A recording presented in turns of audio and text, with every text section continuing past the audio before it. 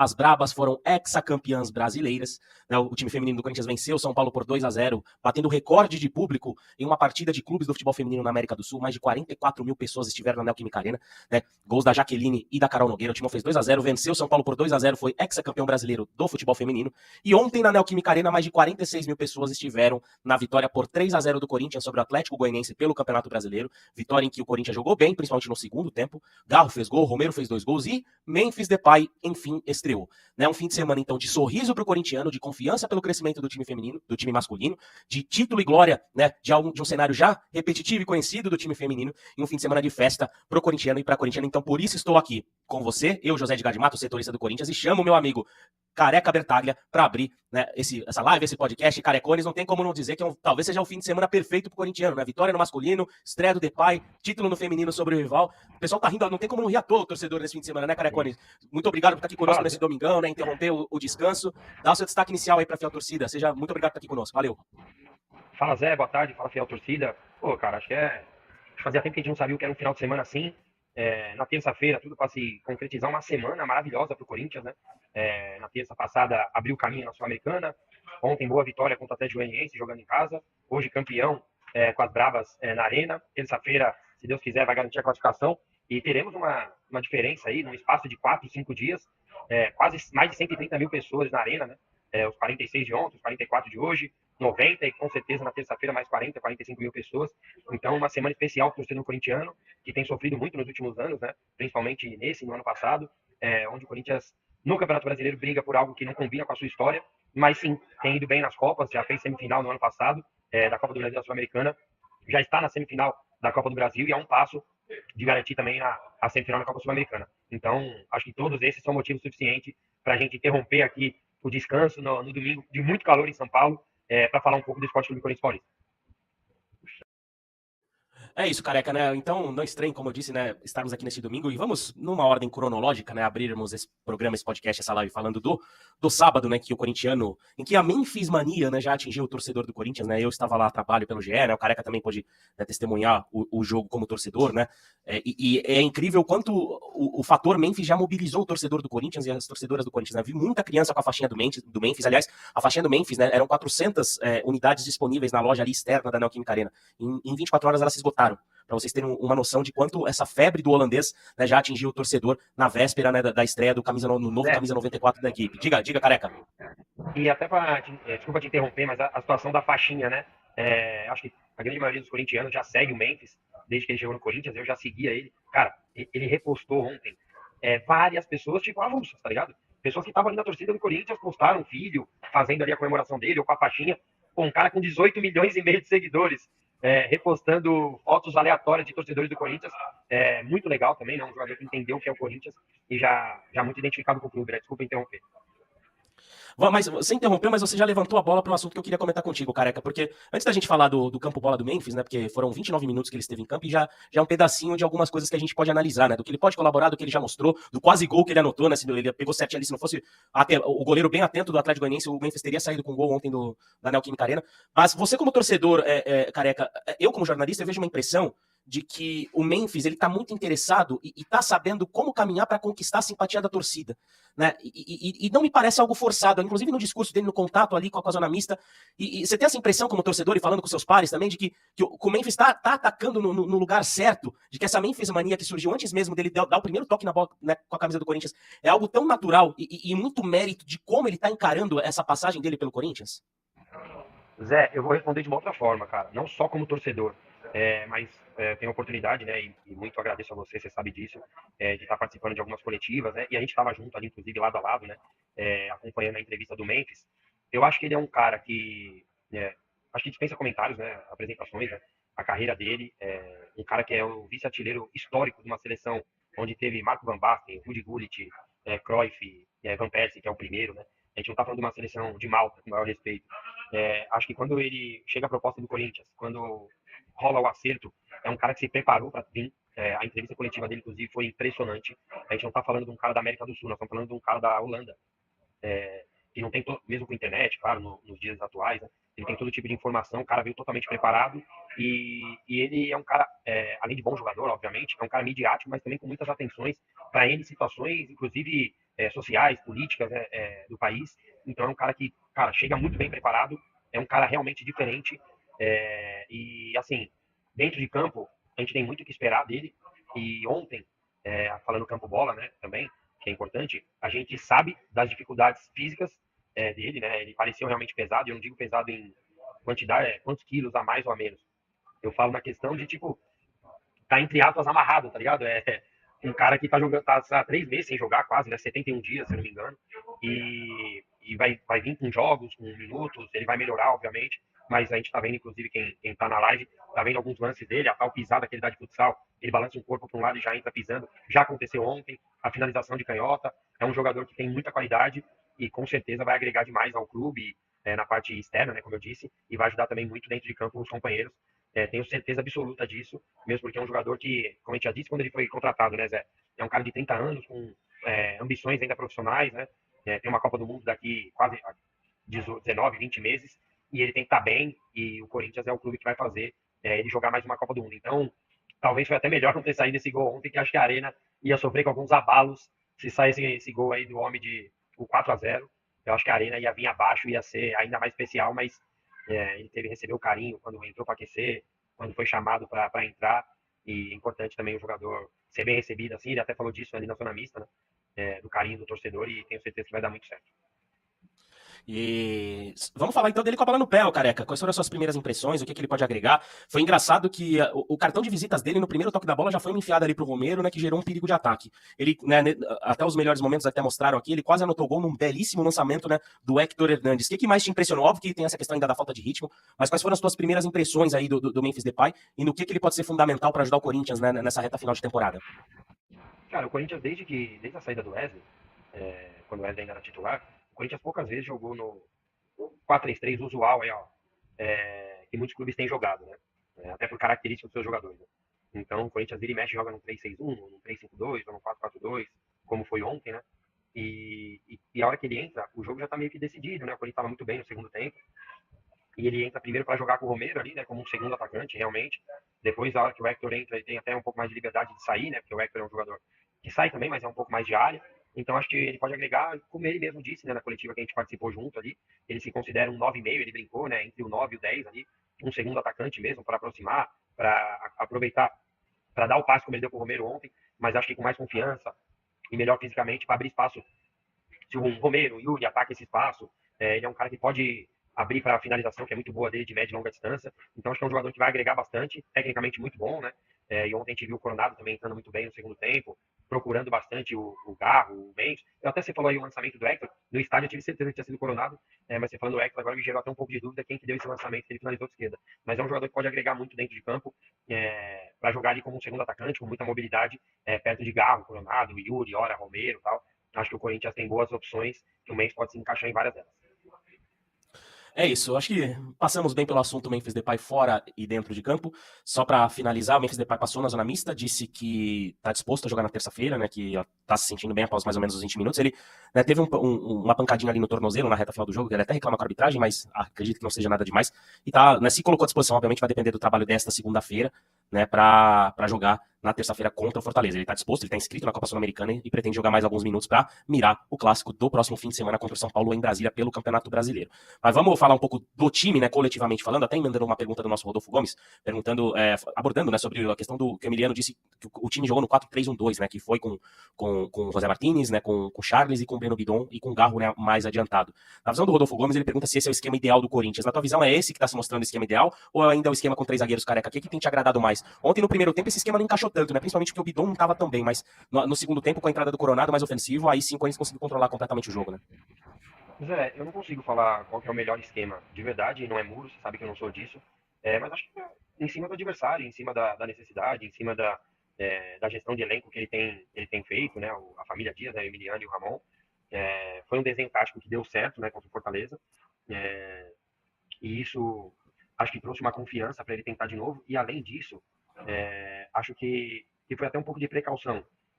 Mas é contra o Atlético Goianiense em casa, tal. Mas o futebol não é assim, né? O futebol não é simples assim, 1 mais 1 são 2 e pronto.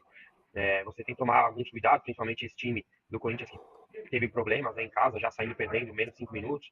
Foi assim contra o Grêmio, foi assim contra o Cuiabá, né, se eu não me engano foi assim também contra o Vitória, não estou lembrado exatamente qual foi um outro jogo.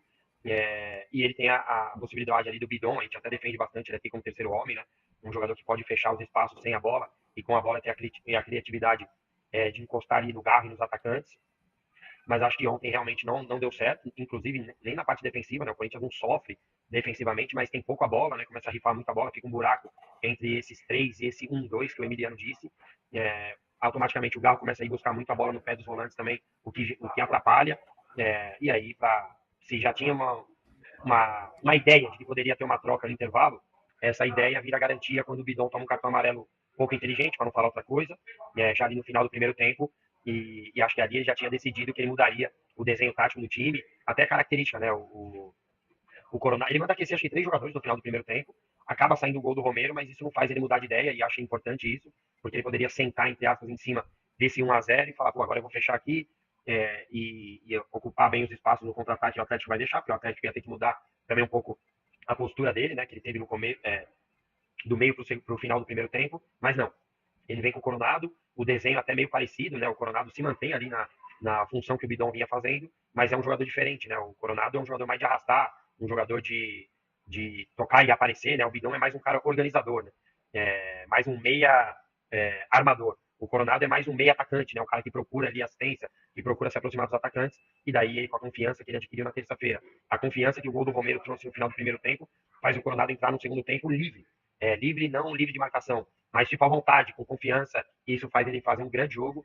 E vários outros jogadores fizeram um bom jogo, né? Acho que é importante a gente destacar o Gustavo Henrique, para mim uma surpresa na escalação.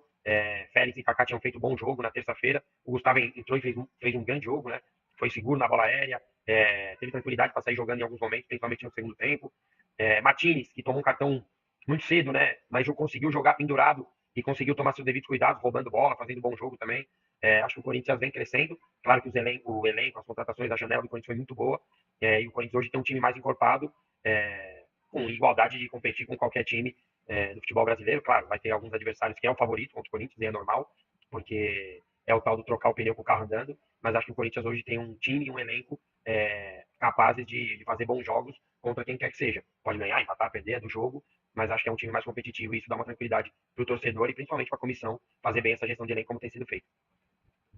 E ainda nessa questão de elenco, Careca, uma dúvida que eu queria tirar com você. E é um assunto que eu vejo muito no debate do torcedor. Ontem, inegável que o grande destaque da partida foi o Angel Romero, fez 2 gols. Se isolou ainda mais como artilheiro da Arena Corinthians. Aliás, até perguntei isso pra ele, tipo, se dá um frio na barriga especial quando joga na Arena, se ele tem se quando o Corinthians joga em casa, se tem alguma coisa especial, se ele já falou, hoje é em casa, hoje como que vai ser, ele até deu risada, falou que realmente é especial jogar em casa. Mas o Corinthians, inegavelmente, se reforçou. Agora chegou o Memphis Depay. E o Alberto tem feito bons jogos. Tem o Thales Magno que tem feito bons jogos. Apesar desses 2 gols, né, e da capacidade de liderança de elenco que o Romero tem, você enxerga o Romero dentro dos 11 ideais do Corinthians? Ou o espaço dele, diante de todos esses fatores que eu citei, chegada de reforços, contando com o Depay, Yuri crescendo, Thales Magno tipo, também indo bem, embora tenha oscilado em um jogo ou outro, ou o Romero é o cara que pode se tornar realmente aquela arma de segundo tempo? Qual que é o espaço do Romero dentro do elenco do Corinthians que você enxerga atualmente, Careca? Zé, a hora que você começou a perguntar, eu comecei a dar risada aqui, né? Mas eu preciso ser sincero com o torcedor. Eu tenho o meu canal também no YouTube, né? Que ali eu faço os vídeos pós-jogo, com calma. Eu tenho o Voz da Torcida aqui do GE, que é a emoção ali do jogo, né? Eu tenho que gravar o vídeo, inclusive gravei hoje das Bravas. E depois, em casa, com calma, eu gravo com mais detalhes um vídeo no meu canal do YouTube. E no meu vídeo eu fui muito sincero. Quando saiu a escalação, eu não colocaria o Romero. Eu teria saído com o Thales, e ainda bem que não sou eu o técnico, né? Porque o Romero realmente foi decisivo. E o primeiro tempo dele, inclusive até em cima do que você falou e brincou com ele, né, na zona mista, eu senti ele até ansioso, né? Teve os 2 lances Sim. ali, o do calcanhar, que tinha 2 jogadores do Corinthians vindo de frente, e ele teve a opção de dar o calcanhar ali. E teve uma outra bola também que ele domina na entrada da área, que é uma acelerada, acho que o Charles acelera o passe de primeira nele, e ele consegue dominar com espaço, mas o Fagner está entrando sozinho na direita, ele faz a opção do chute, acaba indo para fora, eu acho que até o gol, mas não fazia um bom jogo, mas inegavelmente a Arena traz para ele uma situação de artilheiro da Arena, confiança, que no futebol é muito importante, e ele acaba sendo bem decisivo durante o jogo. Sobre a sua pergunta específica, eu vou continuar com o que eu falo sempre aqui, mas agora com um pouquinho de muro. Eu acho que o Romero está na rotação e nessa gestão de elenco. Eu ainda não consigo colocar ele naqueles 4 ou 5 titulares que eu considero. A final da Copa do Brasil é quarta-feira. Tem que jogar os 11 melhores. Eu não colocaria o Romero, se essa é a sua pergunta. Mas hoje eu não consigo ver o Corinthians uns 11 titulares absolutos. Claro que alguns vão ganhando mais espaço, o Bidu hoje é o titular. Mas o Hugo joga e consegue desempenhar ali. Em outra característica, fez um bom jogo contra o Fortaleza. Por exemplo, eu falei aqui, eu imaginava o Félix titular ontem, jogou com o Gustavo Henrique, André Ramalho estava suspenso, é uma outra opção. O Mateuzinho já voltou, fez bons jogos, ontem o Fagner jogou muito. O Ranieri já foi bem, deu uma caída, hoje tem o Martins. Eu acho que daqui a pouco o Alex Santana volta, tem o Charles. É um pouquinho de muro, falando que existe uma rotação, e é clara isso no elenco. Mas se você me perguntar, careca, sai do muro, afinal é quarta-feira, o Romero joga? Não. Não seria entre os meus 11 titulares. Ontem não seria o titular também, mas como eu disse, graças a Deus que não sou eu o técnico. É isso, eu concordo absolutamente com você. Eu acho que o Romero, numa escala de opções de ataque, também não estaria na primeira prateleira, apesar de todo o reconhecimento e todo o respeito que o Romero tem que ter pelo que fez com a camisa do Corinthians. Mas tecnicamente ele está abaixo do que pode entregar o Thales Magno, do que pode entregar o próprio Yuri Alberto, do que pode entregar o Memphis Depay, que é o principal nome dali do setor. Mas é um cara que o Corinthians pode contar sempre, e acho que essa é a grande notícia, né? O maior artilheiro da Arena, um cara que desde o ano passado tá fazendo os gols que o Corinthians precisa, mais do que fazer gols, ele faz gols que o Corinthians precisa, gol de vitória, gol de empate, gol que tira o Corinthians do sufoco, como foi ontem. Então é um cara que, esse definitivamente, dentro desse elenco, além do Fagner, por exemplo, é um cara que já tá na história do Esporte Clube Corinthians Paulista. Vamos começar a projetar, né? Já arrumando uma parte final, afinal já é domingão, né? Eu e o Careca, a gente também merece o nosso descanso.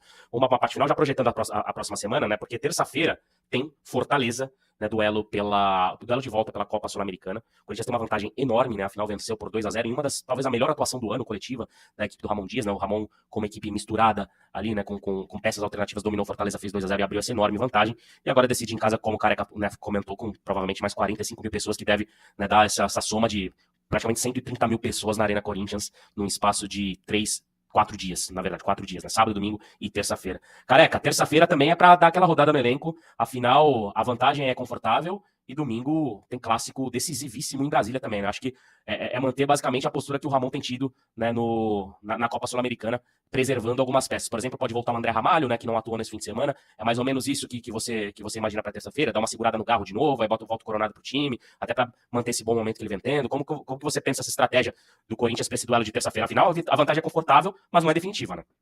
Sim. Na verdade, eu acho que ele já ia dar uma descansada em alguns jogadores.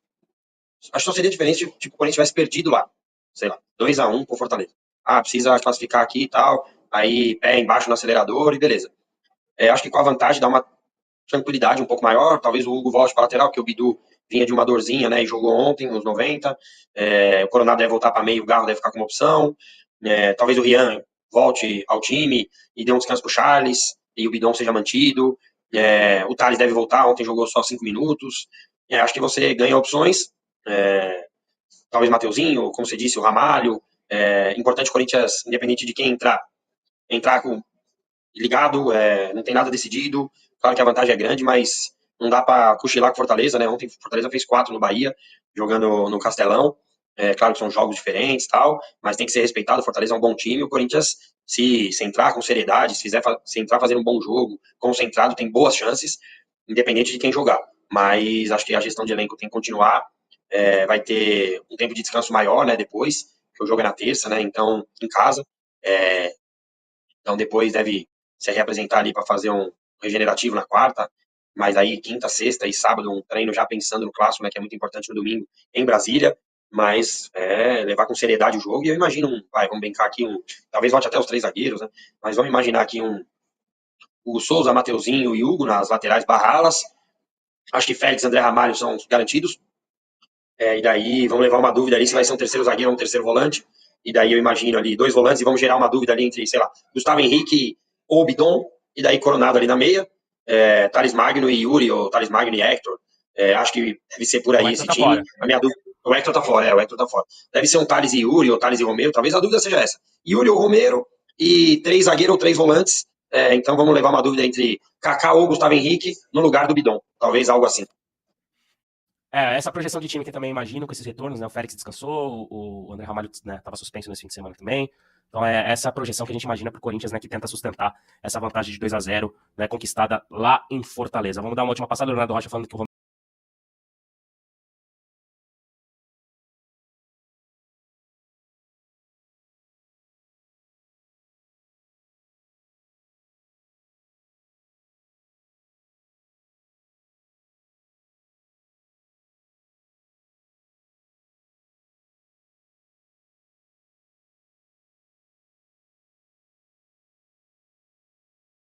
Corinthians jogando no 4-3-1-2, a gente vai ver aí, ó, Yuri Alberto e Romero, a dupla de ataque.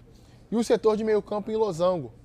Na sequência, a gente vai ver o Martínez era o primeiro homem, o Charles saiu um pouquinho mais pelo lado direito, o Bidon um pouquinho mais pelo lado esquerdo, eles estão até desalinhados aí nesse lance, algo natural. E o Garro, o meia por trás desses dois atacantes. Então, reparem o quanto o Romero e o Yuri Alberto, eles podem se mover livremente, mas obedecendo uma lógica, né?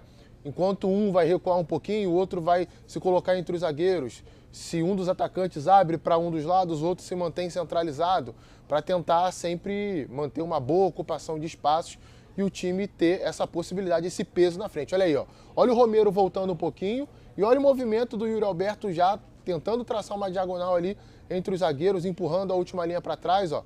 Olha o Romero, vem, participa da articulação, carimba a bola, percebe que a bola vai chegar na área através da jogada de linha de fundo e já corre, ó. Ele e o Yuri Alberto em zonas diferentes da área, isso vai gerar mais possibilidade de finalização, mais peso de verdade na área, né? Dois jogadores que atuam livremente pelo centro do ataque que podem ter esse comportamento, né? Não só pelo centro, pode cair um para o lado, outro centraliza, podem se procurar, podem trocar de posição. Então essa é uma dinâmica que a gente via muito no futebol brasileiro, né? Futebol sul-americano como um todo nos anos 90, início dos anos 2000, e muitas das equipes acabam não fazendo, jogam com 3 atacantes ou até jogam com 2 atacantes de origem, mas com um estilo de movimentação diferente dessa que o Corinthians tem apresentado nos últimos jogos. Vamos ver já o segundo lance que vai reforçar ainda mais isso que eu estou dizendo. Um lateral favorável ao Atlético Goianiense. E aí os dois, ó, como os 2 primeiros homens da equipe, né? Eles não têm a obrigação de voltar pelo lado, né? Qualquer que seja um dos dois, de voltar para compor a última linha, ficam livres para quando a equipe recuperar a bola, já serem acionados e se procurarem, né? Tentarem uma jogada combinada ou atacarem a área de formas diferentes, ó, um atacando o primeiro pau, outro atacando a segunda trave. O Romero até erra a finalização desse lance, acaba furando dentro da área e não finaliza, mas ainda no primeiro tempo chegou a fazer o primeiro gol que acabou abrindo caminho para a vitória do Corinthians. Vamos agora para o segundo tempo, que a gente vai ver mais um outro lance deles. Ó. Corinthians trocando passes em organização ofensiva. Olha aí, mais uma vez, ó, aquilo que a gente viu lá no primeiro lance. Os dois partindo do centro do ataque. O Romero desce um pouquinho o campo para trabalhar na articulação e o Yuri Alberto vai dar profundidade. O Romero rapidamente faz a triangulação pelo lado, recebe em profundidade, cruza e a área já está ocupada. O Yuri Alberto já está lá. Então dá essa liberdade, né? Essa ocupação de espaços, desde que, óbvio, haja coordenação nesses movimentos e o Corinthians tem apresentado isso até. É um bom parâmetro para a gente entender como o Memphis Depay vai entrar nessa equipe. Você pode entrar em dupla com o Yuri Alberto, você pode entrar em dupla com o Romero. Thales Magno é outro jogador que pode fazer essa função, Héctor Hernandes, enfim. O elenco do Corinthians ganhou muitas alternativas interessantes para jogar em dupla. E no último lance a gente vai ver o segundo gol do Corinthians na partida e ver como novamente isso foi determinante para que o Timão pudesse ter criatividade, pudesse gerar incômodo à defesa do Atlético Goianiense. É um ataque do Atlético Goianiense no primeiro momento, a gente vai ver uma transição ofensiva do Corinthians. Reparem aí que é uma escolha do Ramon Dias, isso daí, ó. A linha de 4 na defesa. Ao invés de defender com 2 linhas de 4, esse esquema do losango, ele vai te gerar isso daí, ó. Você vai defender com uma primeira linha de 3 à frente da linha de 4 e o Garro, que é o jogador livre à frente dessa trinca de meio campo, justamente liberado também desse trabalho mais extenso defensivamente. Reparem que o Atlético Goianiense vai tentar girar a bola de um lado para o outro e é um cobertor curto desse esquema tático, né? Você tem que tentar flutuar as linhas rapidamente de um lado para o outro, preenchendo os espaços com as dobras de marcação e ocupando também o centro do campo, para não gerar a possibilidade do passe. Foi o que o Corinthians fez ali de uma forma bem coordenada. Agora vai começar o contra-ataque. Olha a vantagem disso. Reparem aí que o Corinthians tem 3 jogadores à frente da linha da bola. 3 jogadores, o Garro, que tem um talento absurdo para conseguir colocar os atacantes em boas condições, mais o Yuri Alberto, que é muito rápido, né? Ele funciona perfeitamente bem nesse tipo de jogo, e o Romero, que se posiciona bem na área para finalizar. Então o Corinthians já tinha 3 jogadores à frente da linha da bola para iniciar essa transição rápida. É o que vai ser feito. Olha que grande jogada vai fazer o Yuri Alberto, olha os 2 atacantes interligados, né? Se procurando, um pelo lado, o outro pelo centro. Não sai o gol no primeiro momento, mas a jogada não acaba. Claro que tem o vacilo do defensor do Atlético Goianiense de deixar o Yuri ganhar o fundo. E olha só, em slow motion a gente está vendo aí o movimento do Romero, né? Ele faz isso muito bem, consegue ler dentro da área os espaços livres para se colocar e finalizar de primeira. Perdeu o gol de início, né? Na grande jogada do Yuri Alberto, mas na sequência acabou batendo de chapa para fazer o segundo gol do Corinthians na vitória por 3-0.